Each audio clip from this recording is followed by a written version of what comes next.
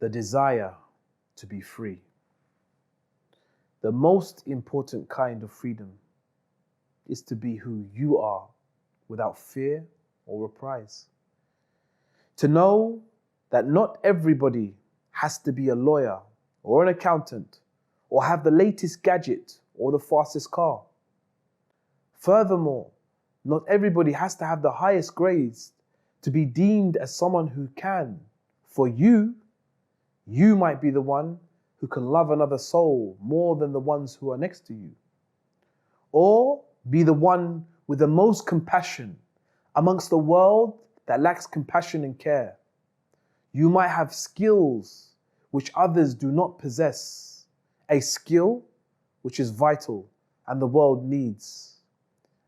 A skill that others can benefit from in ways you might not be able to imagine. So don't be afraid. Don't be afraid to be who you are, to be free of what's expected from you.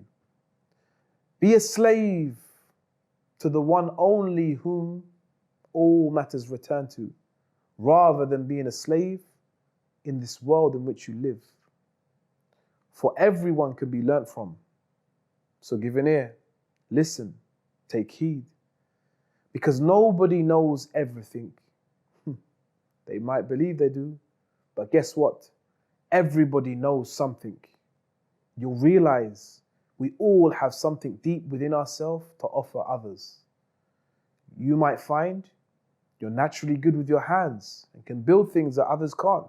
Or you might even be able to bake a cake with ease. You can hear the sounds in the distance while others cannot hear, nor can they see what you see through your eyes. So don't trade in your reality for a role, for a number, or a title. For how many have left a legacy behind, yet they did not know of exams and titles, the ones we have become so fond of today. Hold on. Let me be balanced. This is not to say that being qualified is not a good thing, because rather it is. But you should know you're the same person you were before you went in that exam, before you entered into that class, before you got that piece of paper that says you qualified in that subject.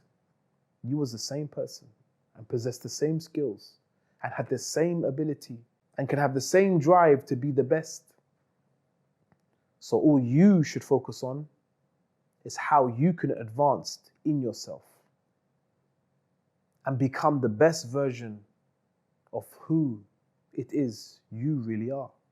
So I implore you to not trade in your sense of being for an act, for a life snapped and chatted, or a life looking for the reaction of others. Do not give up, and do not give up your ability to feel. In exchange for a mask you put on for the world to see you through a filtered lens. Rather, I want you to know you can never truly be of use to anyone until you first identify what it is you have to offer.